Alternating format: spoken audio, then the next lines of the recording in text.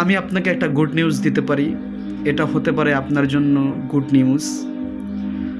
রমজানের পরের দিন থেকে ঠিক 1 মাস সময় থাকে শাওয়াল মাসের 6 রোজা রাখার জন্য। নির্ধারিত সময় 1 মাস, রমজানের পরের দিন থেকে শাওয়াল মাসের 6 রোজা রাখার জন্য। যদি আপনি এই শাওয়াল মাসের 6 রোজা রাখেন তাহলে আপনি পুরো 1 বছর রোজা রাখার সওয়াব পাইবেন।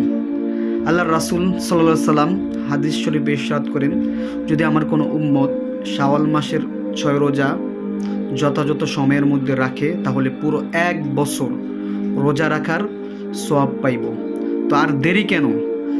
যারা এখন পর্যন্ত শাওয়াল মাসের রোজা রাখেন নাই, আপনারা আজ থেকে রাখা শুরু করে দেন। আজ থেকে 15 থেকে 16 দিন সময় আছে শাওয়াল মাসের 6 রোজা রাখার জন্য। আল্লাহ তাআলা আমাদের সকলকে শাওয়াল মাসের 6 রোজা রাখার তৌফিক দান করুক।